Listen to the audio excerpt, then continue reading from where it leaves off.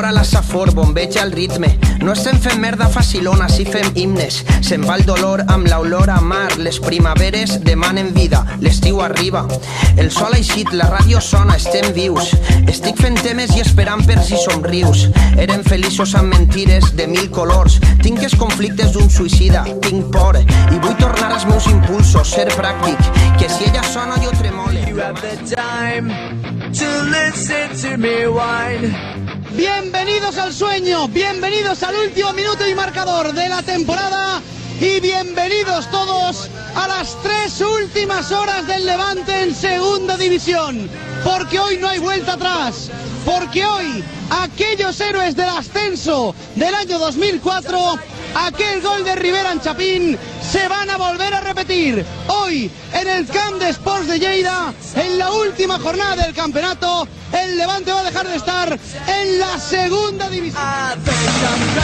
Pablo Caballero bajo los palos, en las lanzas con los escudos, Alexis Trujillo, José Culebras, Ian Hart e Iñaki Descarga.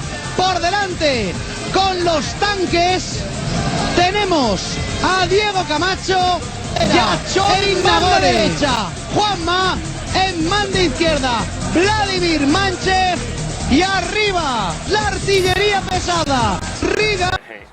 Me acuerdo de que había un mar de nuestros socios, espectadores, que había 5.000, creo que sí. Era... Eufòria va, que no serà per ganes de ficar les bombes, que serà per la por a perdre el que tenim. Qui no censura el fons critica per les formes, i us passen del tema i us filen massa prim. Volen que venga el discurs que ven, la por ben clara, jo el que vull vendre és... humorístico. Se dice por allí que en el ascenso a Lleida, en el vestuario, Mustafa Riga estaba tocando el bombo con sus partes. ¿Esto es cierto? No me acuerdo, no, es que no me acuerdo. Un gran saludo para la peña Comando Charlie Sheen. Muchas gracias, Vlado. un problema, però avui ja passe del drama. L'autocompassió és una condena. Jo tinc set de vida, no de fama. No vull ni la reixa ni la pena.